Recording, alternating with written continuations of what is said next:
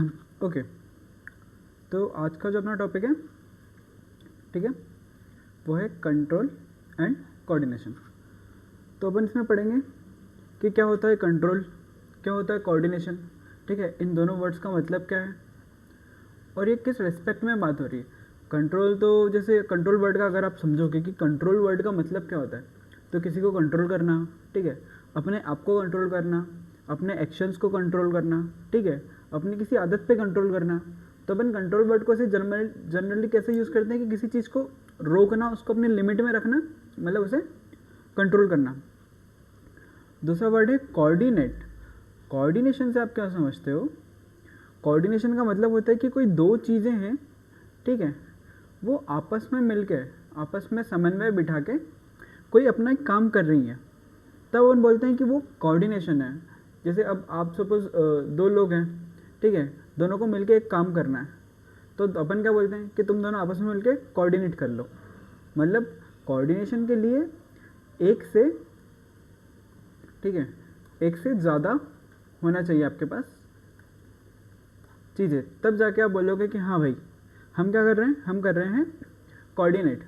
Okay, तो अपन समझे कि भाई अपन को क्या देखना है कि कंट्रोल देखना है और कोऑर्डिनेशन देखना है, मगर किस रिस्पेक्ट में। कोऑर्डिनेट तो किसी भी चीज़ के लिए हो सकता है, कंट्रोल तो किसी भी चीज़ के लिए हो सकता है।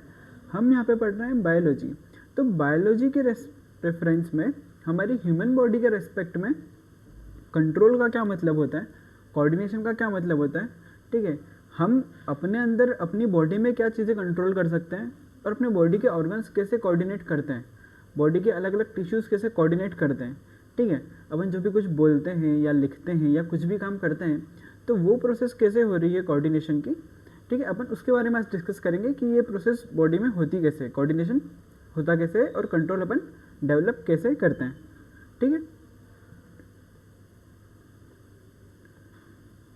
तो अपन इसकी थोड़ी सी जाएंगे, ठीक है। इसमें सबसे पहले वो क्या कहना चाह रहे हैं, ठीक है। अब अपन क्या सबसे पहले देखते हैं कि कोई सी भी चीज़ ग्रो कर रही है। बहुत बहुत सिंपल बेसिक से शुरू कर रहा हूँ। आप कब बोलते हो कि कोई सी चीज़ ग्रो कर रही है? जब उसके अंदर कोई मूवमेंट हो। मूवमेंट, जब किसी चीज़ के अंदर कोई मूवमेंट हो तो अपन बोलते हैं कि वो ग्रो कर रही है। क्या ये हमेशा ऐसे ही होता है? कैसे, मतलब समझ नहीं आ रहा है क्या बोलना चाह रहे हो। तो चलो भाई अपन जीरो से शुरू करते हैं ना। अपन कब बोलते हैं कि कोई पौधा ग्रो कर रहा है? अपन तब बोलते हैं ना कोई पौधा ग्रो कर रहा है, तब उसकी जो ऐसे छोटा सा सपोज ये पौधा है ना, ये उसकी पत्तियाँ बनी हुई हैं। अपन कब बोलेंगे कि ग्रो कर रहा है? जब ये ऐसे थोड़ा सा बड़ा हो जाएगा, इसमें ज़्यादा पत्तियाँ हो जाएंगी, ठीक है, तब अपन क्या बोलेंगे कि ये ग्रो कर रहा है। और कैसे बोलेंगे? सपोज ये आपका सीड है ना, अब अपन कैसे बोलेंगे कि ये ग्रो कर रहा है? जब अपन इसको एक रात पानी में भिगो के रख देंगे, ठीक है, अगले दिन इसको जब अपन सूती कपड़े में लपेट देंगे, कॉटन वाले कपड़े में, तो इसमें से ऐसे ये जर्माइनेट होना शुरू हो जाएगा, ठीक है। तब अपन क्या बोलेंगे कि ये इसकी ग्रोथ हो रही है। क्या ग्रोथ के साथ में मूवमेंट एसोसिएटेड है?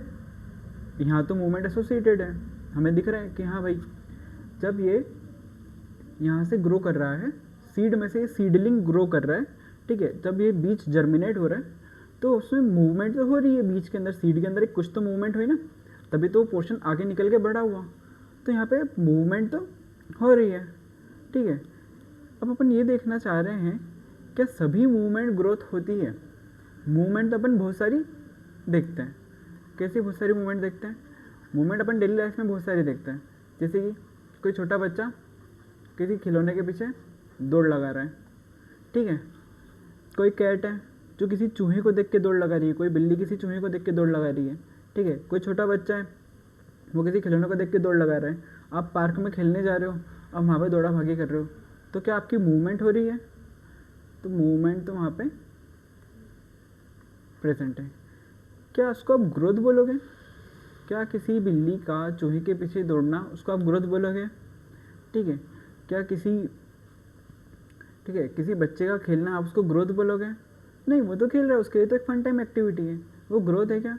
नहीं। तो हर मूवमेंट ग्रोथ नहीं होता है, मगर हर ग्रोथ में मूवमेंट एसोसिएट जरूर होता है। समझिए इस बात को। अगर मैं किसी भी लिविंग स्ट्रक्चर की बात करूं, है ना, किसी भी लिविंग स्ट्रक्चर की बात करें तो ज़रूरी नहीं कि हर मूवमेंट में ग्रोथ हो। ज़रूरी नहीं किसी भी लिविंग स्ट्रक्चर में कि कोई भी मूवमेंट हो रही है यहाँ से वहाँ, यहाँ से वहाँ, तो उसमें ग्रोथ हो। मगर अगर ग्रोथ हो रही है, अपने को पता है कि अपन किसी को बोलने की ग्रोथ हो रही है, तो उसकी मूवमेंट तो ज़रूर से होनी ही चाहिए। ठीक है, तो ये इस फर्स्ट पैरा का यही कंक्लूजन है कि इसमें ये डिस्कस कर रहे हैं कि इसमें ग्रोथ क्या होती है, मूवमेंट क्या होता है, और क्या ग्रोथ और मूवमेंट आपस में इंटरचेंजेबली यूज़ कर सकते हैं। तो इंटरचेंजेबली यूज़ तो नहीं कर सकते हैं। ठीक है, आप ग्रोथ को मूवमेंट से ज़रूर जोड़ सकते हो कि हाँ भाई, जहाँ ग्रोथ होगी वहाँ मूवमेंट होगी, है ना, मगर जहाँ मूवमेंट होगी वहाँ ग्रोथ हो, ऐसा ज़रूरी तो नहीं है, ऐसा हर केस में तो नहीं होगा। ओके, ठीक है, अब हम आगे बढ़ते हैं कि एक मूवमेंट क्या होता है। अब एक मूवमेंट क्या होता है उस बारे में देखते हैं। मूवमेंट को अपन ऐसे समझते हैं कि जैसे आप सड़क पे जा रहे हो, ठीक है, आप चल रहे हो, है ना, और इधर से सपोज एक ट्रक आ गया, तो जैसे आपने पलट के देखा कि ट्रक आ गया, आप एकदम से पीछे हट जाओगे, ठीक है। आप देख रहे हो कि ठीक है, कोई व्यक्ति कहीं से गिर रहा है ना, कोई ब्रिज वगैरह है, आप ब्रिज पे खड़े हो, आपके पास में कोई खड़ा है, ठीक है, कोई व्यक्ति वहाँ से एकदम से कूदने की कोशिश कर रहा है, तो आप कैसे करोगे? एकदम से हाथ से उसको पकड़ने की कोशिश करोगे, ठीक है। तो ये मूवमेंट्स जो हुए आपकी बॉडी में, ये हुए कैसे?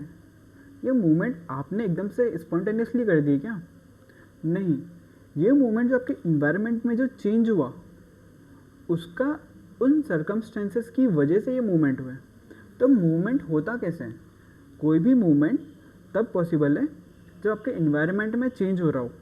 इन्वायरमेंट पे कोई भी चेंज उस मूवमेंट को कॉज करवाता है। ओके, तो इसकी एक बार डेफिनेशन पढ़ लेते हैं। A possible answer is that we think of a movement as a response.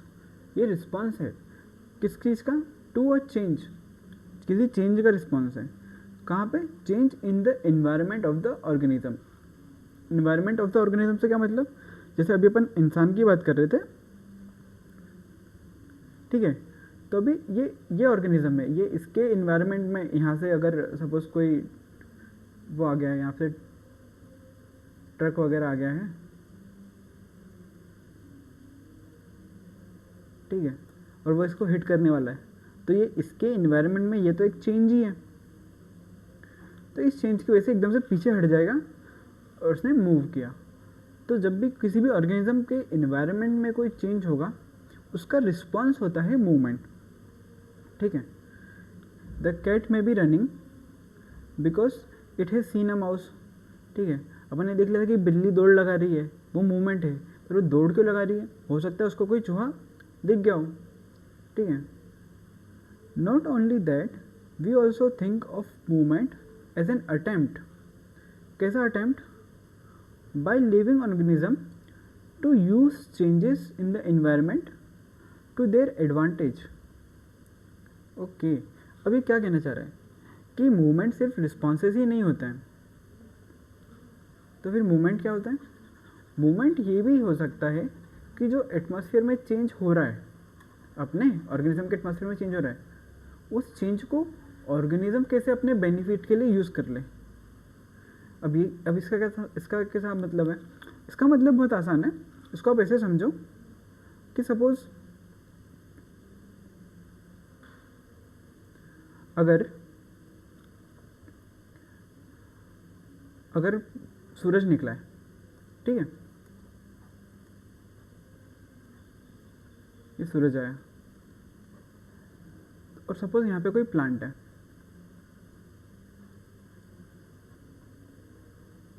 ठीक है, तो पहले तो रात थी, अब सूरज आया, तो क्या इस प्लांट के इन्वायरमेंट में चेंज हुआ?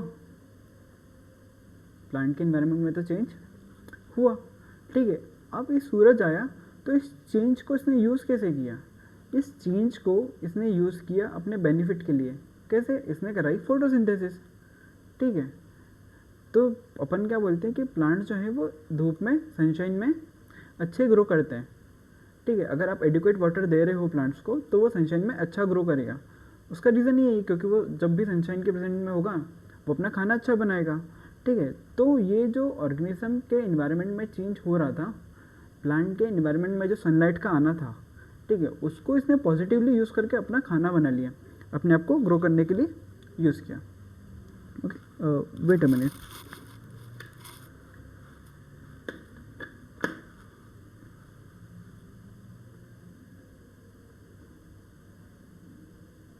ओके, ठीक है। तो अपन ने यहाँ पे देख लिया कि कैसे सिर्फ मूवमेंट रिस्पॉन्स ही नहीं हो सकता है, हम उस चेंज को प्रॉफिटेबली, ठीक है, उस चेंज को हम ऐसे यूज़ कर ले कि वो हमको बेनिफिट दे दे। ओके, वैसे भी अपन मूवमेंट कर सकते हैं, ठीक है। Children try to get pleasure and fun out of swinging. अब स्विंगिंग, जब कोई चिल्ड्रन अगर झूला झूल रहा है, ठीक है, कोई बच्चा जो है, ठीक है, वो स्विंग पे से झूला झूल रहा है, तो हो क्या रही है? मूवमेंट हो रही है। पर बच्चे को तो क्या आ रहा है? उसको तो मज़ा आ रहा है, उसको तो प्लेजर मिल रहा है, ठीक है। तो यहाँ पे मूवमेंट में आपके आसपास में एटमॉस्फेयर चेंज तो हो रहा है, ठीक है, पर या तो आप उसको कैसे यूज़ कर रहे हो? प्लांट उसको यूज़ कर रहे हैं अपना खाना बनाने के लिए, ठीक है। बच्चे यूज़ कर रहे हैं अपने प्लेजर के लिए। जब कोई दौड़ लगा रहा है, सपोज वो क्रिकेट खेल रहा है, तो क्रिकेट में भी उसका हाथ का मूवमेंट तो हो रहा है, वो रन तो ले रहा है पिच पे, मगर उससे उसको क्या मिल रहा है? उसको मिल रहा है प्लेजर। ओके, तो अपन मूवमेंट को ऐसे भी यूज़ कर सकते हैं, ठीक है। अब क्या होता है कि कुछ मूवमेंट जो होते हैं वो बहुत एकदम सडन हो जाते हैं। कैसे सडन हो जाते हैं? कि आपने एकदम से कोई गर्म चीज़ को देखा, ठीक है, जैसे कोई गर्म तपेली है, आपने उसके ऊपर हाथ लगा, और जैसे अपने हाथ लगा, आपका हाथ एकदम से पीछे हट जाता है। ये होता है, ठीक है। जैसे आप अंधेरे कमरे में बैठे हो, एकदम से किसी ने लाइट चालू कर ली, तो अपना हाथ ऐसे हो जाता है और अपनी आंखें एकदम से जो है वो बंद हो जाती हैं, ठीक है। अब ये सडन मूवमेंट हुआ है, तो इन मूवमेंट्स का क्या मतलब है? ये मूवमेंट जो है वो ये प्रोटेक्टिव मूवमेंट्स हो रहे हैं। ये प्रोटेक्टिव मूवमेंट्स हो रहे हैं, ये आपकी प्रोटेक्शन के लिए हो रहे हैं। और ये मूवमेंट कैसे हो रहे हैं? ये मूवमेंट जो है वो सडन हो रहे हैं। ये आप सोच समझ के नहीं कर रहे हो, ठीक है। जब कोई बर्तन, गर्म बर्तन को टच करते हो, तो आप सोचते नहीं हो कि अच्छा गर्म लग रहा है कि हाथ हटाऊं कि नहीं हटाऊं। हटाना चाहिए क्योंकि हाथ जल जाता है, तो मैं हटा ही लेता हूँ, और फिर आप हाथ हटा रहे हो। आप ऐसा करते हो क्या? नहीं। आप जैसे ही टच करते हो, एकदम से लगता है गर्म है, बॉडी अपने आप हाथ हटा लेती है। सोचते तो बाद में हो कि अच्छा हाँ, ये इसलिए मेरा हाथ हट गया क्योंकि वो गर्म था। पहले क्या हो रहा है? पहले तो आप हाथ हटा ही रहे हो। इसका मतलब ये है कि वहाँ पे एक सडन मूवमेंट हो रही है, ठीक है। इसी मूवमेंट्स को अपन क्या बोलते हैं? इनको अपन बोलते हैं रिफ्लेक्सेस। इन मूवमेंट्स को अपन क्या बोलते हैं? ये होती हैं रिफ्लेक्सेस। रिफ्लेक्सेस कैसे होती हैं? कि ये कि एकदम से आपने तेज़ रोशनी देखी कम रोशनी से, तो अपना हाथ ऐसे हो गया, अपनी आंखें बंद हो गई, ये आपका एक रिफ्लेक्स हो गया, ठीक है। किसी गर्म चीज़ को छुआ तो एकदम से हाथ पीछे हटा लिया, ये हो गया रिफ्लेक्स। या फिर कुछ कोई अच्छी खाने की चीज़ देख ली, ठीक है, तो आपके मुंह में अपने आप सलाइवा का फॉर्मेशन होने लग जाता है। मेरी एक फ्रेंड का भी बहुत ज़्यादा होता है। तो इसी को क्या बोलते हैं? यही है आपकी रिफ्लेक्सेस। ओके, तो अपन ने अभी क्या देख लिया? अपन ने ग्रोथ देखी, मूवमेंट देखी, ग्रोथ और मूवमेंट का इंटर एसोसिएशन देखा, और अपन ने अब मूवमेंट के टाइप्स भी देख ली कि हाँ भाई, कुछ मूवमेंट जो सडन होती हैं, जिसमें सोचते नहीं हैं आप, ठीक है, जो आपकी प्रोटेक्शन के लिए होती है, जो बॉडी कर लेती है, खुद से ही कर लेती है बिना सोचे समझे, उनको अपन क्या बोलते हैं? रिफ्लेक्सेस बोलते हैं, ठीक है। अब आप एक और चीज़ देखो, ये अच्छा स्टेटमेंट है, ठीक है। If we think a bit more about this, it becomes apparent that all these movement, तो सारे movement in response to the environment, जो इन्वायरमेंट के रिस्पॉन्स में हो रहे हैं, इन्वायरमेंट में होने वाले चेंज के रिस्पॉन्स में हो रहे हैं, इज़ केयरफुली कंट्रोल्ड। ये कंट्रोल भी हो रहे हैं, ठीक है। अपन इन मूवमेंट को कंट्रोल भी कर रहे हैं, ठीक है। कैसे कंट्रोल का क्या मतलब हो रहा है?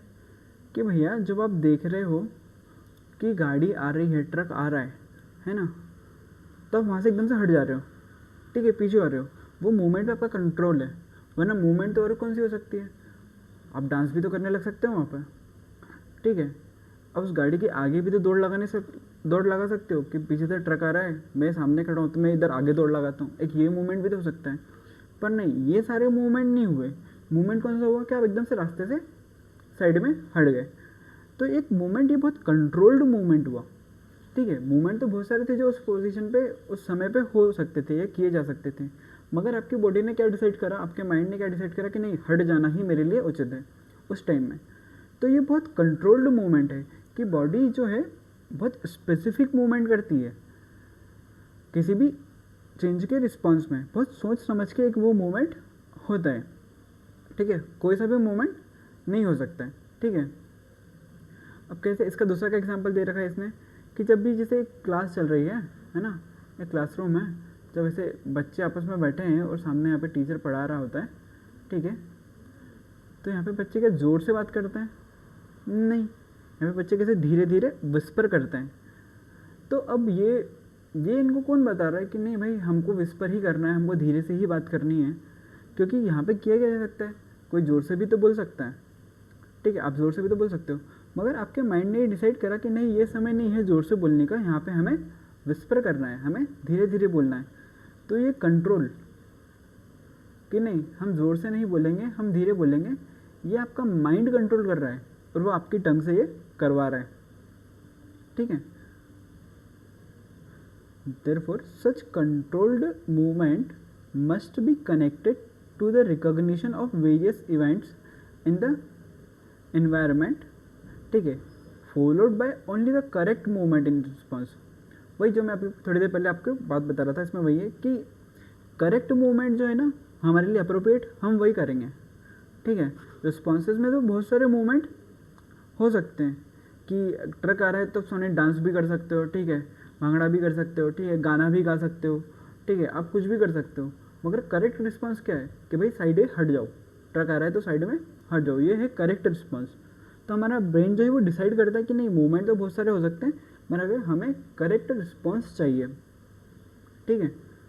अब इस करेक्ट रिस्पॉन्स कैसे हो रहा है, करेक्ट रिस्पॉन्स ऐसे हो रहा है कि आपके दिमाग ने सोचा कि नहीं भाई इस टाइम पे तो मेरा हट जाना ही सही है, तो दिमाग ने आपके पैरों को सिग्नल दिया कि तुम एक दो स्टेप पीछे हो जाओ। तो यहाँ पे क्या दो तीन चीज़ें इन्वॉल्व हुई, क्या क्या इन्वॉल्व हुआ, सबसे पहले तो आपके ब्रेन ने सोचा कि अपने को ये करना चाहिए, ओके। दूसरी चीज़ क्या हुई, फिर ब्रेन से आपके वो मसल्स में गया, कौन सी मसल्स, आपके लेग की मसल्स में गया क्या अपने को पीछे हट जाना चाहिए, ठीक है। आपके लेग की मसल्स कॉन्ट्रैक्ट हुई, रिलैक्स थी, कॉन्ट्रैक्ट हुई, पीछे अपने आप को बॉडी को मूव किया, ठीक है। तो यहाँ पे क्या हुआ, मैंने थोड़ी देर पहले बोला था कि एक तो कंट्रोल कि क्या डांस नहीं करना है, पीछे जाना है, तो ये आपका ब्रेन ने दूसरे मूवमेंट पे कंट्रोल करके आपसे क्या करवाना है पहले ये डिसाइड करा। फिर ब्रेन ने जब डिसाइड कर लिया, यहाँ से जब कंट्रोल हो गया, तो उसने मसल के साथ में कोऑर्डिनेट किया, यहाँ पे उसने क्या किया, कोऑर्डिनेट किया और मसल से मूवमेंट करवाई। तो अपन ने देखा अपना इंट्रो कैसे जस्टिफाई हो रहा है यहाँ पे कि ब्रेन कर रहा है कंट्रोल, फिर वो दूसरे ऑर्गन के साथ में कोऑर्डिनेट करके एक मूवमेंट को जनरेट करवा रहा है।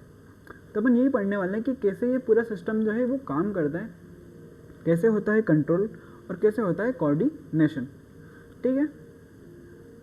अपन इसके बारे में आगे थोड़ा सा देखते हैं कि कैसे होता है कंट्रोल और कैसे होता है कोऑर्डिनेशन, ओके।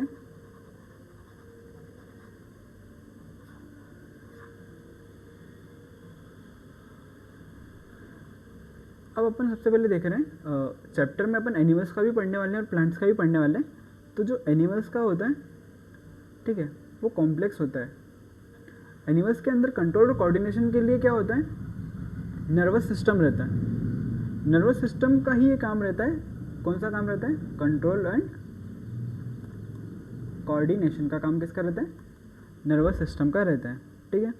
जब भी क्वेश्चन आए, अब एमसीक्यू आ सकता है आपके लेवल पे कि कौन से सिस्टम का काम रहता है कंट्रोल एंड कोऑर्डिनेशन का, रेस्पिरेटरी सिस्टम हो गया, ठीक है, डाइजेस्टिव सिस्टम हो गया, ठीक है, यूरिनरी या एक्सक्रीटरी सिस्टम हो गया, या फिर नर्वस सिस्टम हो गया। तो आपको आंसर करना है कि नर्वस सिस्टम का काम जो रहता है, फोर्थ ऑप्शन वो रहता है कंट्रोल एंड कोऑर्डिनेशन का, ठीक है। अब अपन इसमें देख रहे हैं कि इसमें होता क्या है। अब मैं थोड़ा सा आपको ब्रीफ दे देता हूँ कि नर्वस सिस्टम के अंदर चीज़ें क्या क्या होती हैं, ठीक है। ये आपका हुआ नर्वस सिस्टम। नर्वस सिस्टम भी दो चीज़ों से मिलकर बना होता है, एक होता है आपका सेंट्रल नर्वस सिस्टम, एक होता है आपका पेरिफेरल नर्वस सिस्टम। अब इसे नाम से क्या समझ में आ रहा है, सेंट्रल नर्वस सिस्टम के अंदर आता है आपका ब्रेन, ओके, साथ में स्पाइनल कॉर्ड, ओके, ठीक है। पेरिफेरल नर्वस सिस्टम के अंदर क्या आता है, आपके न्यूरॉन्स, पेरिफेरल नर्व्स जो सेंसेशन को कैरी करती हैं, ठीक है। अब इतना समझ में आया। अब ये काम कैसे करता है अपन थोड़ा सा वो देखते हैं कि नर्वस सिस्टम जो है वो काम कैसे करते हैं। इसका बहुत बेसिक एग्जांपल ये लेते हैं कि सपोज ये कोई गर्म बर्तन है ना, नीचे बर्नर चालू है ना, और यहाँ पे जो है ये हॉट है, ओके। अब आपका हाथ आया,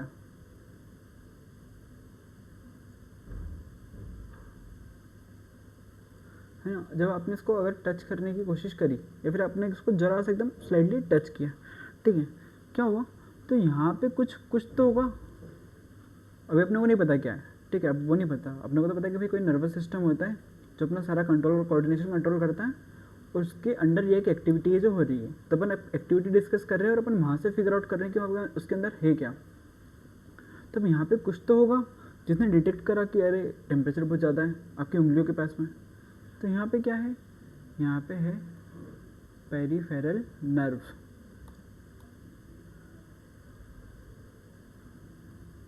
ठीक है, पेरिफेरल नर्व है, ठीक है। पेरिफेरल का क्या मतलब होता है, पेरीफेरी पे, पेरीफेरी का क्या मतलब होता है, बाहर की साइड पे, सबसे आगे की साइड पे, सबसे सुपरफिशियल, ठीक है, नर्व है ना, पेरिफेरल नर्व है। अब पेरिफेरल नर्व ने क्या करा, पेरिफेरल यहाँ से नर्व यहाँ से सिग्नल लेके जा रही है, क्या लेके जा रही है, सिग्नल लेके जा रही है। कहाँ लेके जा रही है पेरिफेरल नर्व सिग्नल, ये आपका लेके जा रही है स्पाइनल कॉर्ड में। स्पाइनल कॉर्ड क्या होता है, स्पाइनल कॉर्ड जो रहती है, जो आपके ब्रेन से जो नर्व्स निकलती हैं, ठीक है, वो एक साथ आपके पूरी स्पाइन के अंदर पीछे पे सारी नर्व एक साथ निकलती है, और फिर वो नर्व जो है आपके दूसरे ऑर्गन्स में जाके एक्सटेंड होती है, और वहाँ से सेंसेशन या फिर जो भी है ना टेम्परेचर का जो भी सेंसेशन है वो डिटेक्ट करती हैं, ठीक है। तो ये अपने ये आपके यहाँ से ऐसी एक, मैं कलर चेंज करता हूँ तो अपने बच्चे समझ में आएगा, ठीक है। तो ये आपके हाथ की जो नर्व है वो ऐसे गई और वो यहाँ पे गई, है ना, स्पाइनल कॉर्ड में। स्पाइनल कॉर्ड से सिग्नल कहाँ पे गया, स्पाइनल कॉर्ड से सिग्नल गया आपके ब्रेन में, ठीक है। अब ब्रेन को ये पता चल गया कि कुछ तो है जो गर्म है, ठीक है। अब वहाँ से क्या हुआ, वहाँ पे से गया दूसरा सिग्नल वापस यही हाथ की मसल में, कहाँ पे गया, मसल में, ठीक है। और उसने क्या करा, एकदम से हाथ को पीछे खिंचवा लिया, समझिए क्या क्या हो गया। अब यहाँ से देख लो कि चीज़ें क्या क्या इन्वॉल्व हो गई। पेरिफेरल नर्व थी पहली चीज़, स्पाइनल कॉर्ड दूसरी चीज़, ठीक है, और ये मसल तीसरी चीज़। ये तीनों जो है, इन तीनों का कोऑर्डिनेशन होना बहुत ज़रूरी है किसी भी मूवमेंट को करवाने के लिए, ठीक है, नर्व का और ब्रेन का और अपना मसल का, ओके। अब नर्व के अंदर क्या होता है, नर्व जो है वो ऐसे न्यूरॉन से मिलके बनी हुई होती है, ओके। तो अब ये न्यूरॉन नर्व की जो यूनिट है वो है न्यूरॉन, ठीक है। न्यूरॉन एक सेल है, ओके, जो बहुत सारी न्यूरॉन्स मिलके क्या बनाती है, आपका नर्वस टिश्यू बनाती है। अब थोड़ा सा न्यूरॉन को डिस्कस कर लेते हैं कि न्यूरॉन का स्ट्रक्चर कैसा होता है। न्यूरॉन के स्ट्रक्चर के अंदर होती है एक आपकी सेल बॉडी, ठीक है, जैसे टेंटिकल्स प्रेजेंट होते हैं, इन टेंटिकल्स को क्या बोलते हैं, डेंड्राइट बोलते हैं। ओके इज अब ये सेल है, तो सेल के अंदर क्या प्रेजेंट होता है, सेल के अंदर प्रेजेंट होता है एक न्यूक्लियस। ठीक है, तो क्या क्या देख लिया, सेल बॉडी देख ली, न्यूक्लियस देख लिया जो अंदर है, और बाहर के जो टेंटिकल्स हैं वो हैं डेंड्राइट्स हैं। ठीक है, अब उसके बाद में क्या प्रेजेंट होता है, ये जो लंबी सी जो रॉड दिख रही है इसको बोलते हैं एक्सॉन। ठीक है, जो सेल बॉडी से पीछे जो कनेक्टेड जो एरिया रहता है उसको अपन बोलते हैं एक्सॉन। ठीक है, अब एक्सॉन के बाद में जहाँ पे नर्व खत्म होती है वहाँ पे वैसे थोड़े से टेंटिकल्स टाइप प्रेजेंट रहते हैं, इनको बोलते हैं नर्व एंडिंग। ठीक है, इन नर्व एंडिंग में ये बल्ब्स प्रेजेंट होते हैं। ठीक है, इन बल्ब के अंदर रहता है आपका केमिकल, और इन केमिकल की वजह से जो है सिग्नल जो है वो ट्रांसमिट होता है। तो क्या एक ही नर्व से सिग्नल ट्रांसमिट होता है, नहीं। जैसे अब ये नर्व जो है, ठीक है, इसके आगे भी ऐसी कैसी एक और नर्व को रख दो, इसके पीछे भी ऐसी कैसी एक और नर्व को रख दो, तो आगे वाली नर्व के डेंड्राइट ने सिग्नल किया कैच। ठीक है, डेंड्राइट ने सिग्नल कैच किया। ठीक है, सिग्नल आया यहाँ पे। ठीक है, अब यहाँ पे वो यहाँ पे तो क्या था, केमिकल एनर्जी है, क्योंकि यहाँ पे केमिकल्स जो है वो डिटेक्ट कर रहे हैं। ठीक है, यहाँ पे केमिस्ट्री चल रही है इसके अंदर पर यहाँ पे जैसे ही एक्सॉन में वो सिग्नल जाएगा, ठीक है, वो केमिकल एनर्जी जो है इलेक्ट्रिकल एनर्जी में कन्वर्ट हो जाएगी, और इलेक्ट्रिक इम्पल्स के थ्रू वो सिग्नल कैरी होगा। कहाँ पे कैरी होगा, इस पूरे एक्सॉन के अंदर वो सिग्नल जो है अपना कैसे कैरी होगा, इलेक्ट्रिकल इम्पल्स के थ्रू कैरी होगा। ओके, तो हमने क्या क्या देख लिया, है ना, केमिकल एनर्जी थी, केमिकल एनर्जी कन्वर्ट किस में हो गई, इलेक्ट्रिकल एनर्जी में। ठीक है, इम्पल्स कैसे कैरी हो रहा है, इम्पल्स इलेक्ट्रिक एनर्जी के थ्रू कैरी हो रहा है। फिर वो यहाँ पे बल्ब पे जब पहुँचेगा इम्पल्स, ठीक है, तो उसकी प्रोसेस होती है कि कैल्शियम अंदर आता है, फिर कैल्शियम अंदर आता है तो ये बल्ब जो है वो अपने अंदर से केमिकल रिलीज़ करते हैं, एसिटाइल कोलिन या फिर गाबा रिलीज़ करते हैं, और वो एसिटाइल कोलिन या गाबा जो है वो अपने आगे वाले न्यूरॉन की यहाँ पे डेंड्राइट पे जाता है। ठीक है, और इस डेंड्राइट पे वो आगे सिग्नल को ट्रांसमिट करता है। अगर वो गाबा है तो वो सिग्नल को रोक देगा, और अगर वो एसिटाइल कोलिन है तो वो सिग्नल को आगे ट्रांसमिट कर देगा। ठीक है, तो क्या ये दोनों ऐसे जुड़े हुए रहते हैं क्या, नहीं, कि कैसे, मतलब कैसे जुड़े हुए, ऐसे जुड़े हुए कि जहाँ पे ये ख़त्म हो रहा है तो क्या यहीं पे अगली डेंड्राइट्स यहीं पे जुड़ी हुई है क्या, फिर यहीं से सेल बॉडी बन रही है, यहीं से न्यूरॉन बन रहा है, नहीं, जहाँ पे ख़त्म हो रहा है और जहाँ पे अगली सेल जो शुरू हो रही है। ठीक है, मैं दूसरे कलर से ड्रॉ करता हूँ, ग्रीन से। ठीक है, ये जो ग्रीन कलर जो मैंने ड्रॉ करा है, ठीक है, यहाँ पे एक स्पेस प्रेजेंट होती है। ओके, तो दो नर्व्स जहाँ पे कनेक्ट होती है उनके बीच में एक स्पेस प्रेजेंट होती है। ओके, उसको अपन बोलते हैं कि वो होती है कि आपकी प्री सिनेप्टिक स्पेस, है ना। अब उस सिनेप्टिक स्पेस के अंदर केमिकल रिलीज होते हैं, और वो आने वाली जो पोस्ट सिनेप्टिक न्यूरॉन जो है, ठीक है, ये पुराना वाला न्यूरॉन है, ये नया वाला न्यूरॉन है, बीच में है प्री सिनेप्टिक स्पेस। ठीक है, यहाँ से निकला केमिकल, इस स्पेस में आया, इस स्पेस से अगले केमिकल अगले डेंड्राइट पे वो केमिकल हुआ अटैच। ठीक है, उसने फिर सिग्नल भेजा, और फिर सिग्नल जो है वापस आगे ट्रांसमिट हो गया। ऐसे सिग्नल हो रहा है ट्रांसमिट, ये प्रोसेस है सिग्नल ट्रांसमिशन की। हमने क्या देख लिया, न्यूरॉन का स्ट्रक्चर देख लिया, उस स्ट्रक्चर के अंदर सिग्नल कैसे ट्रांसमिट हो रहा है वो देख लिया। ठीक है, और मैंने आपको एक और चीज़ बताई थी, थोड़ा सा मैं यहाँ पे डिस्कस कर लेता हूँ। कौन सी चीज़, कि यहाँ से दो टाइप के केमिकल्स रिलीज हो सकते हैं। ठीक है, पहले हैं excitatory, EXCITATORY, excitatory chemicals release हो सकते हैं।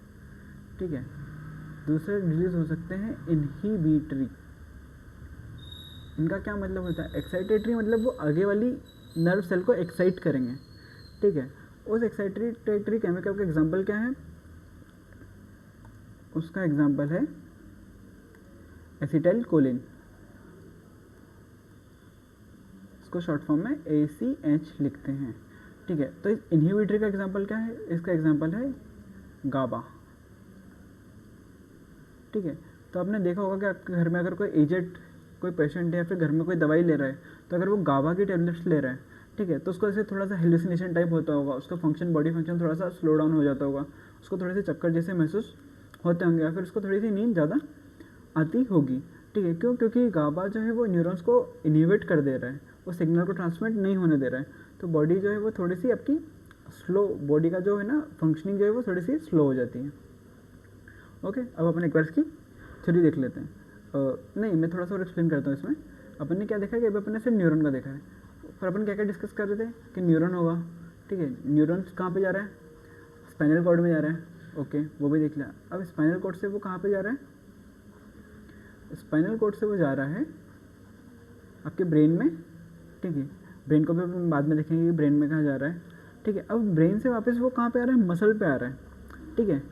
तो जब वो स्पाइनल कॉर्ड से आ रहा है तो जो सिग्नल जा रहा है और आ रहा है वो दोनों नर्व की वजह से ही हो रहा है, पर यहाँ पे होनी चाहिए मसल। क्या होनी चाहिए यहाँ पे, एक मिनट, है ना, यहाँ पे होनी चाहिए आपकी मसल, क्योंकि फाइनली एक्ट कौन करती है, मसल करती है। तो वो न्यूरॉन को कहीं ना कहीं तो मसल के पास में जाना ही पड़ेगा, ठीक है। तो नीचे ये बहुत अच्छा डायग्राम है, इसको समझते हैं कि क्या हो रहा है। जब वो न्यूरॉन आ रहा है मसल के पास में, तो ये आपकी मसल का फाइबर, मसल को ऐसे एम के ऊपर स्पेस से डिनोट कर रहे हैं, ठीक है। ये आपका मसल का फाइबर, ठीक है। इस मसल फाइबर के ऊपर ये आपका न्यूरॉन है, ठीक है। न्यूरॉन में ये कौन सा पार्ट है उसका, एक्सॉन है, ठीक है। ये क्या है, ये नर्व एंडिंग है। ये क्या है, ये बल्ब्स हैं, जो अपन ने नर्व एंडिंग में जो बल्ब है, ठीक है, वो बल्ब है, ठीक है। ये यहाँ पे मसल से हो रहे हैं अटैच। जब उसको आप थोड़ा सा और जूम करके देखोगे तो ये रहा वो बल्ब, ठीक है, एक सिंगल बल्ब, ठीक है। ये आपकी मसल, नीचे की साइड जो है वो मसल है, ठीक है। और ये बीच में जो है ये एक स्पेस है, ठीक है। तो इस पूरे सिस्टम को क्या बोलते हैं, यहाँ पे क्या क्या है, नर्व है, ठीक है। यहाँ पे क्या क्या है, मसल है, और दोनों मिल रही है। तो यहाँ पे दो ट्रेन आके मिलती है, उसको क्या बोलते हैं, जंक्शन, ठीक है। तो यहाँ पे कौन आके मिल रहा है, नर्व और मसल आके मिल रही है, तो इसको क्या बोलेंगे, इसको अपन बोलेंगे न्यूरोमस्कुलर जंक्शन। इस जगह पे आपका प्रेजेंट है न्यूरोमस्कुलर जंक्शन, ओके। तो अपन ने क्या क्या देख लिया कि भाई ये यहाँ से जा रहा था, ठीक है, यहाँ पे स्पाइनल कॉर्ड में जा रहा था, वहाँ पे ब्रेन में गया, तो नर्व के थ्रू गया, कैसे गया, वो इलेक्ट्रिसिटी के थ्रू गया, इलेक्ट्रिक इम्पल्स में कन्वर्ट हो गया, है ना, ठीक है। ब्रेन में गया, ब्रेन से वापस सिग्नल आया, वहाँ पे यहाँ पे कैसे ट्रेवल करेगा, यहाँ पे भी वो नर्व में, तो जब भी न्यूरॉन में सिग्नल जाएगा तो इलेक्ट्रिक इम्पल्स के थ्रू ही ट्रेवल करते हुए जाएगा, ठीक है। फिर यहाँ पे थी मसल, मसल के पास में आया, तो आया कैसे, न्यूरोमस्कुलर जंक्शन के थ्रू आया, और फिर वहाँ पे उसने कुछ अपना सिग्नल दिया मसल को, ओके, इजी। तो अपन ने अभी तक देख लिया है कि नर्व क्या होती है ना, न्यूरॉन्स का स्ट्रक्चर कैसा होता है, ठीक है, वो सिग्नल कैसे कैरी करती है, इलेक्ट्रिक इम्पल्स के थ्रू सिग्नल कैरी करती है, ओके। कहाँ जाती है, स्पाइनल कॉर्ड में जाती है, स्पाइनल कॉर्ड से कहाँ जाता है सिग्नल, ब्रेन में जाता है सिग्नल, ब्रेन से कहाँ आता है, अगेन स्पाइनल कॉर्ड में आता है, स्पाइनल कॉर्ड से सिग्नल कहाँ आता है, मसल में आता है, ठीक है। और फिर मसल और स्पाइनल कॉर्ड जहाँ पे, मसल और नर्व जहाँ पे मिल रही है उसको क्या बोलते हैं, क्योंकि दो चीज़ें मिल रही हैं इसलिए वो जंक्शन है। और कौन सी जो चीज़ें मिल रही हैं, नर्व और मसल मिल रही है, इसलिए उसको हम बोलते हैं न्यूरोमस्कुलर जंक्शन, ठीक है। और वो सिग्नल इनहिबिट भी हो सकता है और वो एक्साइट भी कर सकता है, ठीक है। इनहिबिटरी सिग्नल के लिए अपन कौन सा केमिकल बोलते हैं, गावा, और एक्साइटेटरी के लिए कौन सा केमिकल बोलते हैं, एसिटाइल कोलिन, ओके। तो यहाँ पे अपन ये देख रहे थे, ठीक है। इस जो पूरे के अंदर है जो कि तो केमिकल्स, ठीक है ठीक है ठीक है, ओके ओके ओके। हाँ, मैं एक चीज़ और बोलना भूल गया, जब भी दो नर्व्स आपस में मिल रही हैं, ठीक है, दो न्यूरॉन्स आपस में मिल रहे हैं, तो जहाँ पे जो मिल रहे हैं उसको अपन साइनेप्स बोल रहे हैं, ओके। नंबर 1 और नंबर 2 जो जो दोनों न्यूरॉन जहाँ पे मिल रहे हैं उसको अपन बोल रहे हैं साइनेप्स, ठीक है, ओके।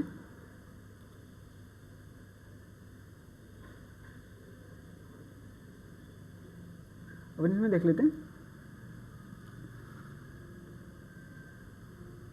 कि रिफ्लेक्स एक्शन के अंदर क्या होता है। ठीक है, नर्व डिस्कस कर ली है ना। नर्व में क्या डिस्कस करा, न्यूरॉन्स। एक मिनट, न्यूरॉन्स को डिस्कस किया, स्पाइनल कोड को डिस्कस किया। उसको इतना डिस्कस नहीं किया क्योंकि आपके लेवल पे आप इससे ज़्यादा कुछ डिस्कस कर भी नहीं सकते, उसका स्ट्रक्चर कैसा होता है। ठीक है, जब आगे पढ़ोगे तो आपको समझ में आएगा कि वैसे थोड़ा सा ऐसा थोड़ा सा जो होती है ना स्पाइनल कोड का, ऐसे ये बटरफ्लाई शेप में प्रेजेंट होती है स्पाइनल कोड। ओके, इसके अंदर फिर गैंग्लियंस प्रेजेंट होते हैं। तो और इसके अंदर फिर ऐसे, ये मैं आपको एक क्रॉस सेक्शन बता रहा हूँ। कैसे क्रॉस सेक्शन, कि अगर ये सब पूरा पाइप है स्पाइनल कोड का, है ना, सपोज ये स्पाइनल कोड है, ऐसे बीच में से काट दिया, है ना, तो ऊपर नीचे का पोर्शन अलग हो गया और ऊपर वाला पोर्शन ऐसे करके आपको दिखा दिया कि भैया ये बीच में क्या दिखेगा, तो बीच में ऐसा दिखेगा। ये वो सेक्शन है, इसको बोलते हैं क्रॉस सेक्शन। किसी भी चीज़ को जब आप बीच में से काट देते हो और फिर आप उस जो बीच में से कटा हुआ एरिया है, जब आप उसको ऐसे ऑब्जर्व करते हो तो अपन बोलते हैं कि हम उसका क्रॉस सेक्शन एरिया ऑब्जर्व कर रहे हैं। ओके, तो अपन ने यहाँ पे ये स्पाइनल कोड का क्रॉस सेक्शन का एरिया है। ठीक है, ये बस अभी आप इतने जानो, इससे ज़्यादा तो आप आगे वाली क्लासेस में पढ़ोगे। अननेसेसरी इन्फॉर्मेशन तो बहुत सारी जिसके बारे में दी जा सकती है, मगर आपके लेवल पे उसकी ज़रूरत ही नहीं है। ठीक है, वैसे सिलेबस इतना है तो जो आपका सिलेबस है आप उतना पढ़ो, वही बहुत है। ओके, अपन डिस्कस करते हैं कि रिफ्लेक्स एक्शन क्या होता है। रिफ्लेक्स एक्शन में आपको पढ़ाऊंगा एक डायग्राम से, आपके एनसीईआरटी में बहुत अच्छा डायग्राम है।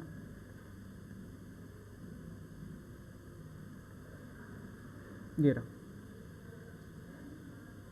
ओके, क्या हो रहा है रिफ्लेक्स एक्शन के अंदर, कोई गर्म बर्तन है ना, गर्म बर्तन है, इजी। क्या हुआ, आपने जैसे इसको किया टच, तो आपकी स्किन है, आपकी स्किन टच करेगी सबसे पहले तो उस बर्तन को, है ना। स्किन के अंदर क्या है, स्किन के अंदर है रिसेप्टर।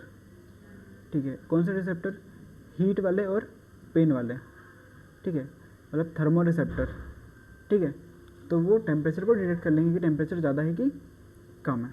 ओके, इन रिसेप्टर ने किया डिटेक्ट, यहाँ से फिर ये सिग्नल लेके गए, है ना, ये सेंसरी न्यूरॉन है। सेंसरी न्यूरॉन से क्या मतलब, वो वाले न्यूरॉन, ठीक है, जो आपको सेंस कर रहे हैं किसी भी चीज़ को, टेम्परेचर को, है ना, पेन को, है ना, टेक्सचर को, ये वाले न्यूरॉन सेंस कर रहे हैं। ठीक है, अपने एनवायरनमेंट में होने वाले चेंज को सेंस कर रहे हैं, इसलिए इनका नाम है सेंसरी न्यूरॉन। इस सेंसरी न्यूरॉन्स ही वो न्यूरॉन है जो आपका सिग्नल लेके जाते हैं। इजी, इतना समझ में आया। तो ये है सेंसरी न्यूरॉन जो सिग्नल लेके गए। कहाँ लेके जा रहे हैं ये सिग्नल, ये लेके गए यहाँ से, ठीक है, आगे बढ़ते गए ये चले गए स्पाइनल कॉर्ड के अंदर।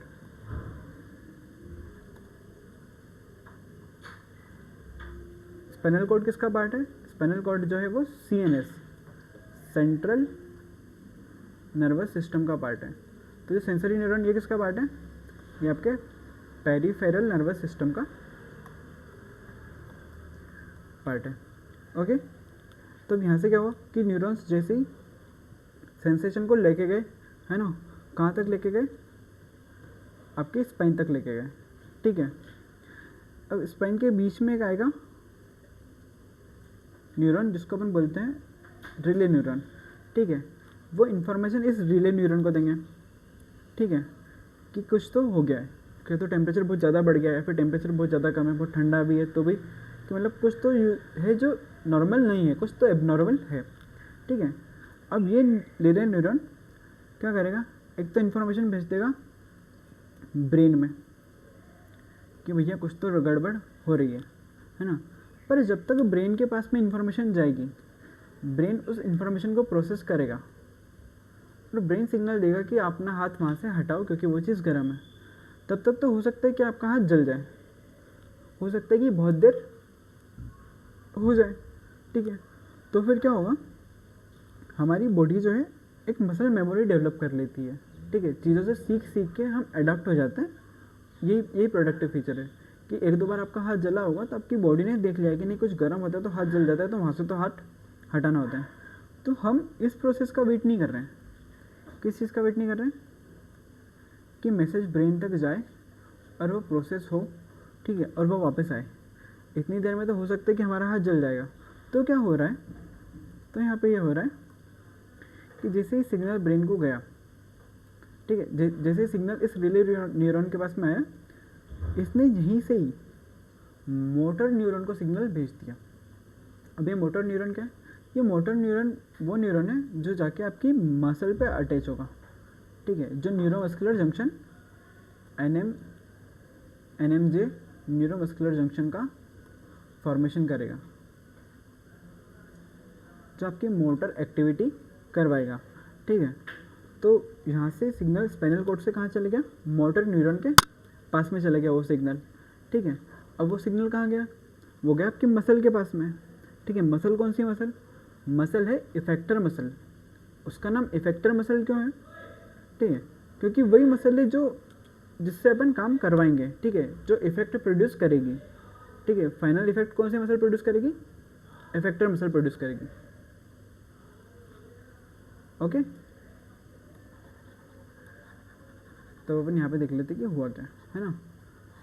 जैसे इस इफेक्टर मसल के पास में आया सिग्नल, क्या होगा? ठीक है, मसल जो है कॉन्ट्रैक्ट करेगी, मसल कॉन्ट्रैक्ट करी और आपका हाथ पीछे हट गया। ओके, यहाँ से आपका हाथ जो है वो हट गया, ठीक है। तो पूरी प्रोसेस में हुआ क्या? पूरी प्रोसेस में हमने ब्रेन तक इन्फॉर्मेशन जाने तो दी, पर ब्रेन का वेट नहीं किया, उसके सोचने और समझने का वेट हमने किया नहीं, ठीक है। सेंसेस गए आपकी स्पाइनल कॉर्ड में गए पीछे, और वहीं से ही मोटर न्यूरॉन एक्टिवेट हो गया, और उस मोटर न्यूरॉन ने अपने हाथ मसल को सिग्नल दे दिया और हाथ वहाँ से आपने हटा लिया, ठीक है। इस पूरे सिस्टम को हम क्या बोलते हैं? इस पूरे सिस्टम को हम बोलते हैं, इस पूरे सिस्टम का नाम है रिफ्लेक्स आर्क। क्यों? क्योंकि ये एक पूरा आर्क बन रहा है, ठीक है। कैसे बन रहा है आर्क? सबसे पहले यहाँ पे नंबर 1, ठीक है, यहाँ पे नंबर 2, ठीक है, नंबर 3, ठीक है, नंबर 4 और यहाँ पे नंबर 5, ठीक है। नहीं, अपन इसको फिर से चेंज करेंगे, एक मिनट, टोटल 6 होना चाहिए, ठीक है। नंबर 1, ठीक है, 2, 3, 4 है ना, 5 और 6। क्या है नंबर 1 पे? आपके रिसेप्टर्स जिन्होंने हीट और पेन को सेंस करा, ठीक है। नंबर 2 पे क्या है आपका? सेंसरी न्यूरॉन, ठीक है। 3 पे क्या है आपका? ये स्पाइनल कॉर्ड में रिले न्यूरॉन, ठीक है, ये हुआ आपका नंबर 3। नंबर 4 पे क्या है आपका? Motor neuron. नंबर 3 पे आपका स्पाइनल कॉर्ड है। नंबर 4 पे है आपका ये आपका रिले न्यूरॉन। नंबर 5 पे क्या आया? रिले न्यूरॉन से कहाँ गया? मोटर न्यूरॉन पे। नंबर 6 पे कहाँ आ गया? इफेक्टर मसल पे, ठीक है। तो ऐसे आपके रिफ्लेक्स आर्क में टोटल 6 चीज़ें होती हैं, और इन्हीं 6 चीज़ों से मिलकर क्या बना होता है आपका रिफ्लेक्स आर्क, जो क्या करवाता है? आपके रिफ्लेक्सेस को करवाता है, ठीक है। ये कौन से रिफ्लेक्सेस हैं?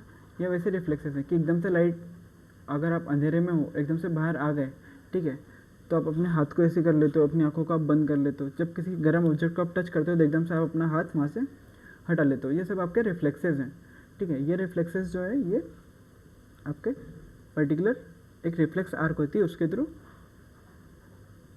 होते हैं। अब यहाँ पे थोड़ा सा मसल के फंक्शनिंग को भी देख लेते हैं कि मसल जो है वो काम कैसे कर रही है। कि हमने बोलते थे कि मसल के पास आ गया सिग्नल और फिर मसल ने हाथ हटा लिया, तो मसल ने क्या करा? उसके लिए आपको देखना पड़ेगा कि मसल का स्ट्रक्चर कैसा होता है, ठीक है।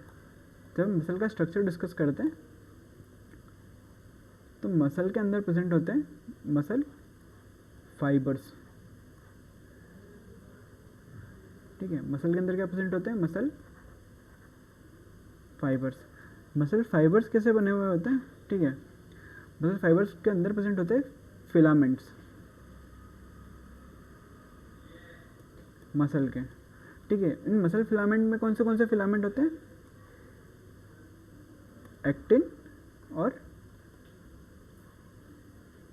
मायोसिन, ये मसल के फिलामेंट। अब ये एक्टिन और मायोसिन क्या करते हैं?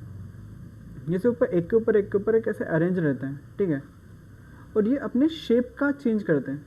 जब भी मसल कोई भी एक्शन करती है, ठीक है, आप हाथ कहीं से ऊपर लेके जा रहे हो या फिर हाथ कहीं नीचे लेके जा रहे हो, अपने से दूर लेके जा रहे हो या अपने से पास में लेके आ रहे हो, ठीक है, किसी भी एंगल में, ठीक है, किसी भी डायरेक्शन में जब भी मसल का मूवमेंट होता है, तो जो ये फिलामेंट्स है ये अपना शेप,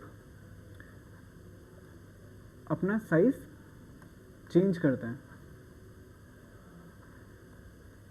और ये जो साइज चेंज हो रहा है, ठीक है, तो एक फिलामेंट साइज चेंज नहीं कर रहे, सारे ही मसल के सारे फिलामेंट साइज को चेंज कर रहे हैं। और इन सब के क्यूमुलेटिव एफर्ट से पूरी मसल के अंदर एक चेंज आ रहा है, पूरी मसल का साइज चेंज हो रहा है, ठीक है। तो मसल हल्के से श्रिंक हो रही है या फिर हल्के से एक्सपांड हो रही है, और उस वजह से फिर आपका हाथ जो है वो थोड़ा सा दूर जा रहा है या फिर थोड़ा सा पास आ पा रहा है। जैसे जब पास आ रहा है, ठीक है, तो मसल की लेंथ अभी रिलैक्स है, ठीक है। अब अपने को मसल को यहाँ से खींचना पड़ेगा ताकि वो ऐसे पास में आए, मतलब इसको छोटा करना पड़ेगा, मतलब इसको मसल का कॉन्ट्रैक्शन अपने को कराना पड़ेगा। तो इसका साइज़ जो है वो, इस केस में फिलामेंट का साइज़ जो है वो थोड़ा सा कम हो जाएगा, ठीक है। साइज़ कम होगा तो क्या होगा? मसल कॉन्ट्रैक्शन होगी, मसल कॉन्ट्रैक्शन होगा तो मसल जो है वो अपने पास में आएगी, हाथ जो है अपने पास में आएगा। तो कैसे होता है कोई भी मूवमेंट बॉडी में कैसे होता है? मसल के थ्रू उसके फिलामेंट्स जो हैं वो अपना शेप और अपना साइज़ चेंज करते हैं, ओके। और वो कैसे होता है? वो सिग्नल के थ्रू होता है। हमारा ब्रेन सिग्नल दे देता है मसल को कि आपको कुछ काम करना है, फिर हमारी मसल उस हिसाब से काम करती है। अगर उसको रिलैक्स करना है, अगर उसको एक्सपांड करना है तो वो रिलैक्स हो जाएगी, ठीक है, ताकि साइज़ बढ़ जाएगा मसल का, या फिर उसको पास में लाना है तो वो कॉन्ट्रैक्ट कर जाएगी, ठीक है। तो यहाँ से जो रिफ्लेक्स आर्क है ये बहुत ज़्यादा ही इंपॉर्टेंट टॉपिक है, ठीक है, इवन चैप्टर का मोस्ट इंपॉर्टेंट टॉपिक में से एक है। तो रिफ्लेक्स आर्क में क्या क्या लिखना पड़ेगा? ठीक है, कंपोनेंट्स क्या है? कंपोनेंट जो 6 की लिस्ट बनाई थी वो इसके कंपोनेंट है। एक बार फिर से लिस्ट बना लेते हैं, ठीक है। रिसेप्टर, सेंसरी न्यूरॉन, ठीक है, फिर स्पाइनल कॉर्ड, स्पाइनल कॉर्ड के अंदर क्या है? रिले न्यूरॉन, फिर कहाँ जा रहा है? मोटर न्यूरॉन, और पांचवा क्या है? मोटर न्यूरॉन से कहाँ जा रहा है? Effector muscle. तो ये होते हैं एक रिफ्लेक्स आर्क के कंपोनेंट्स, ठीक है। अब ये काम कैसे कर रहे हैं इसका डायरेक्शन आपको बताना पड़ेगा कि सेंस कहाँ से कहाँ कैसे कैसे जा रहा है, ठीक है। और उसके बाद फिर आपको ये बताना पड़ेगा कि इस एक्शन में थिंकिंग इन्वॉल्व नहीं है। क्या मतलब थिंकिंग इन्वॉल्व नहीं है? तो अपन बात ही कर रहे थे कि ये जो होता है ये होता है सडन, ये सडन एक्शन है, ठीक है। इसमें आप सोचने का समय नहीं है आपके पास, ठीक है। इसमें थिंकिंग नहीं रहती है। आप सोचोगे नहीं कि रिफ्लेक्स एक्शन हो रहा है, मैं कुछ करूं, मेरा हाथ टच हुआ है तो क्या मैं इसको हाथ को हटाऊं कि नहीं हटाऊं? नहीं हटाऊंगा तो ये जल जाएगा, क्योंकि आप सोचोगे इतनी देर में तो सच में जल ही जाएगा, जल चुका होगा। तो इसमें थिंकिंग इन्वॉल्व नहीं है। तो क्या ब्रेन को मैसेज नहीं जाते? ब्रेन को मैसेज तो जाता है, ठीक है। वो ब्रेन को मैसेज जाएगा तब तक हम और फिर ब्रेन से इंफॉर्मेशन प्रोसेस होकर आएगी, तब तक हम अपना हाथ हटा चुके होंगे रिफ्लेक्स आर्क के थ्रू, ठीक है, इजी। फिर इसमें आप फिर मसल कैसे एक्ट करती है वो डिस्क्राइब करना है आपको कि मसल कैसे एक्ट करेगी। मसल जो है वो अपना हाथ जो है ऐसे धीरे धीरे पीछे खींच लेगी। वो कैसे पीछे खींचेगी? उसके अंदर फिलामेंट प्रेजेंट होते हैं, वो फिलामेंट अपना शेप चेंज करते हैं, ठीक है, वो कॉन्ट्रैक्ट होते हैं, तो फिर पूरी मसल, पूरा क्यूमुलेटिव इफेक्ट के थ्रू पूरी मसल कॉन्ट्रैक्ट होती है। और जैसे ही पूरी मसल कॉन्ट्रैक्ट होती है, ठीक है, हमको पूरे मसल का एक्शन दिखता है कि वो भाई छोटी हो रही है तो ऐसे हाथ पास में आ रहा है, वो लूज़ हो रही है तो हाथ दूर जा रहा है, ओके। तो ऐसे पूरा रिफ्लेक्स आर्क काम करता है। अपन ह्यूमन ब्रेन को थोड़ा सा देख लेते हैं, ठीक है। अब अपन ये देखा था कि भाई स्पाइनल कॉर्ड पे तो जा रहा है सेंसेशन, स्पाइनल कॉर्ड से कहाँ जा रहा है, स्पाइनल कॉर्ड से जा रहा है ब्रेन में। तो ब्रेन का ही तो काम है, क्या काम है, कंट्रोल का और कोऑर्डिनेशन का। कंट्रोल और कोऑर्डिनेशन का काम ब्रेन का कैसे है, ठीक है। तो आपका ब्रेन डिवाइड कैसे होता है, आपका ब्रेन 3 पार्ट में डिवाइड होता है। नंबर 1 फोर ब्रेन, ठीक है, नंबर 2 मिड ब्रेन और नंबर 3 हिंड ब्रेन, ओके, ठीक है। और फोर ब्रेन के ऊपर जो प्रेजेंट रहता है, जो आपका ये आपकी बोन है, ठीक है, जबकि स्कल बोन है, इस स्कल बोन को क्या बोलते हैं, क्रेनियम बोलते हैं। इसके अंदर जो है आपका ब्रेन प्रेजेंट रहता है। इस स्कल बोन के नीचे क्या होती है, ब्रेन की लेयर होती है। इस लेयर को क्या बोलते हैं, मेनिंजेस, ठीक है। ये कितनी होती है, ये होती है 3 कौन सी होती है, तीनों के नाम है ब्रेन की लेयर्स के, ठीक है। पहले का नाम है एरेक्नॉइड, दूसरे का नाम है डुआ मैटर, तीसरी लेयर का नाम है पाया मैटर। ये तो सबसे पहले क्या हुआ, स्कल हुआ, फिर ये तीनों ऐसे 1 2 3, ये तीनों लेयर प्रेजेंट हुई, ठीक है। फिर उसके नीचे आपका प्रेजेंट होता है ब्रेन, उसमें भी पार्ट होता है। एक होता है आपका सेरेब्रम और एक होता है सेरेबेलम, ठीक है। तो ये जो फोल्ड है, ठीक है, जो फोल्ड्स दिख रहे हैं ये आपके सेरेब्रम के पार्ट हैं। जब आप गूगल पे रियल ब्रेन की इमेजेस देखोगे, ठीक है, तो आपको ऐसी ही इमेज देखने को मिलेगी। और ये जो आपका सेरेबेलम है, ये से थोड़ा सा ये वाला स्ट्रक्चर जो नीचे की साइड में प्रेजेंट होगा, आपके हिंड ब्रेन के अंदर प्रेजेंट होगा, वो होता है सेरेबेलम। जो ऊपर साइड में प्रेजेंट होता है फोर ब्रेन में, वो होता है सेरेब्रम। तो fore brain, mid brain, hind brain कैसे डिवाइड हुआ, कि जो सबसे ऊपर जो स्ट्रक्चर है, ठीक है, सपोज अगर ब्रेन एक गोल फुटबॉल है, तो जो ऊपर जो पूरी बाहर की साइड जो लेयर कवर्ड है, कैसी, ब्लू कलर से मैं डिनोट करता हूँ, ठीक है। जो बाहर की साइड जो है, नीचे को छोड़ दो क्योंकि नीचे स्पाइनल कॉर्ड आ रही है, पर यहाँ पे भी इससे जो बाहर है वो है आपका फोर ब्रेन, ठीक है। फोर ब्रेन के बाद में जो बीच में आ रहा है ना, वो हो गया आपका मिड ब्रेन, ठीक है। और जो सबसे अंदर है वो है आपका यहाँ पे हिंड ब्रेन, ठीक है। तो ऐसे डिवाइड हुआ फोर ब्रेन, मिड ब्रेन और हिंड ब्रेन, ठीक है।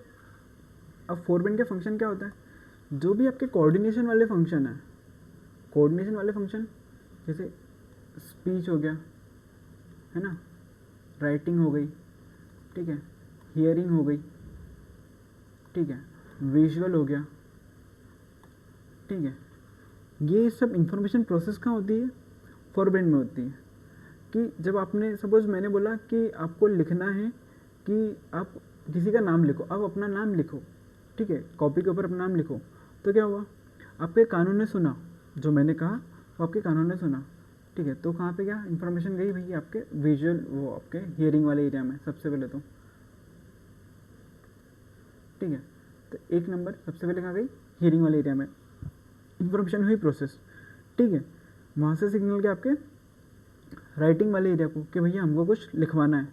तो हियरिंग से जो इन्फॉर्मेशन प्रोसेस हुई कि आपका नाम सपोज आकाश है, ठीक है, तो वो राइटिंग वाले एरिया पे गया कि भैया इसको आकाश लिखना है, ठीक है। फिर वहाँ से जो है सिग्नल वापस जाएगा आपके हाथों को, आपके हाथों को सिग्नल जाएगा, कैसे जाएगा, वहाँ से सिग्नल जाएगा स्पाइनल कॉर्ड में, स्पाइनल कॉर्ड से वो इन नर्व्स में जाएगा जो आपके हाथों को कनेक्ट करती है, ठीक है, मोटर नर्व में, मोटर नर्व के थ्रू मसल में जाएगा। और फिर ये मसल जो है वो लिखेंगी आकाश, AKASH। तो जब भी, तो इसमें कितनी सारी इन्फॉर्मेशन प्रोसेस हुई है और कोऑर्डिनेशन हुआ है, ठीक है। आपके ईयर्स का और आपके हैंड्स का कोऑर्डिनेशन हुआ है, ठीक है। आपकी आइज़ का भी कोऑर्डिनेशन हुआ है कि आपने मुझे बोलते हुए देखा, ठीक है। आपने जो मैंने बोला उस साउंड का आपने परसेप्शन लिया, ठीक है। और फिर उस आपके विजुअल्स का और आपके हियरिंग का इन दोनों डाटा को आपके ब्रेन ने प्रोसेस किया, ठीक है, और फिर उसने अपनी मसल्स को जो सिग्नल भेजे मोटर न्यूरॉन के थ्रू लिखने के लिए, ठीक है। तो कितनी सारी चीज़ों का कोऑर्डिनेशन आपस में इन्वॉल्व है, आइज़ का, ठीक है, ईयर्स का, ठीक है, आपकी मसल्स का। तो ये पूरा कोऑर्डिनेशन का काम जो है वो यूजुअली कौन करता है, फोरब्रेन करता है, ठीक है, कोऑर्डिनेटिव मूवमेंट्स जो भी है वो करता है, ठीक है। अब उसके बाद में क्या प्रेजेंट होता है, मिड ब्रेन।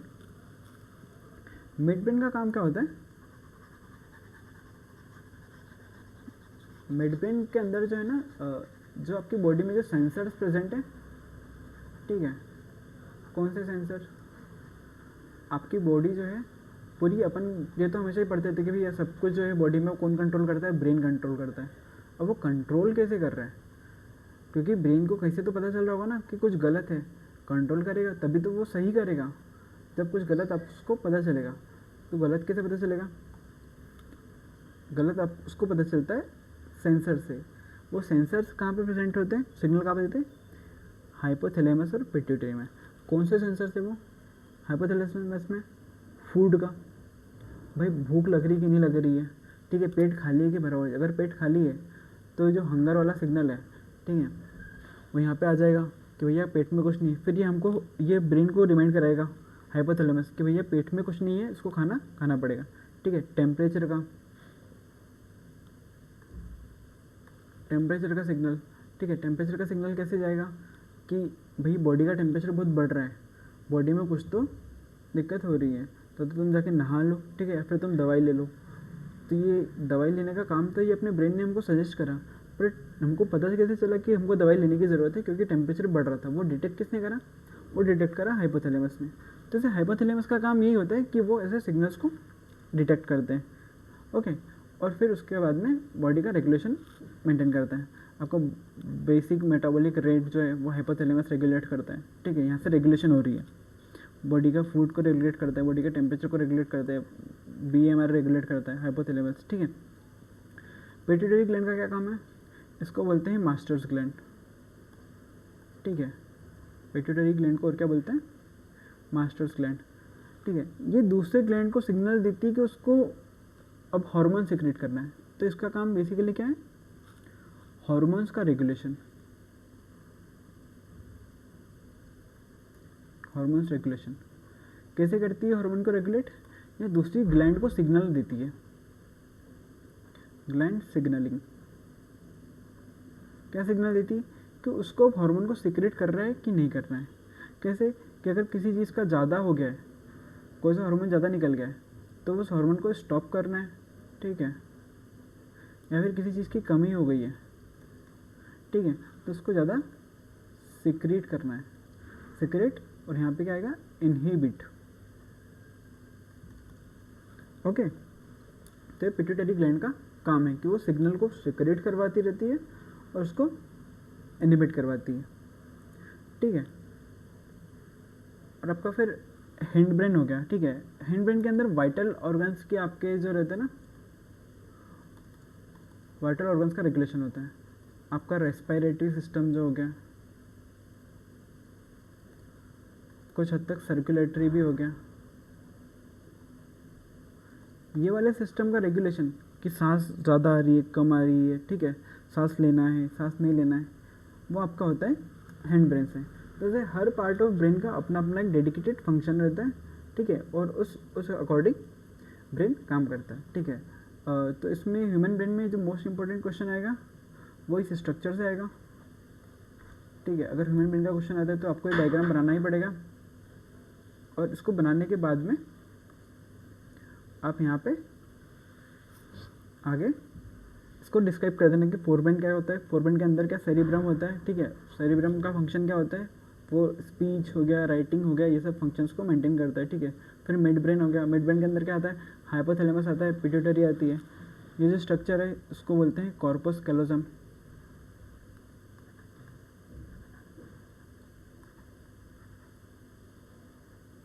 ये कर रहा है कि ब्रेन जो है आपका दोनों हाफ में डिवाइडेड है, लेफ्ट में और राइट में। तो कॉर्पस कैलोसम में क्या है, ये ऐसे बीच में जोड़ के रखता है आपके दोनों साइड के ब्रेन को। ये ऐसे बीच में से पूरा एक स्ट्रक्चर है, इस साइड लेफ्ट वाला ब्रेन होगा, इस साइड राइट वाला ब्रेन होगा, ये आपस में जुड़े हुए हैं, इस कॉर्पस कैलोसम की वजह से। ये आधा अपन ने यहाँ से काट दिया है ब्रेन को, और फिर अपन ऐसा आधा कटा हुआ ब्रेन उससे देख रहे हैं, ठीक है, इधर से देख रहे हैं। एक ब्रेन था, बीच में से काट दिया, और फिर उसको अपने आपकी साइड से मैं ऐसे उसको देख रहा हूँ, ठीक है, आप अपनी स्क्रीन पे ऐसे देख रहे हैं, तो ऐसे अपन इस ब्रेन को देख रहे हैं, ठीक है। तो बीच में जो स्ट्रक्चर आएगा कॉर्पस कैलोसम यहाँ पे कहीं पे होगा, अगर आप इमेजिन कर पाओगे तो, और वो दोनों ब्रेन्स को आपस में जोड़ के रखे हुए हैं। ओके,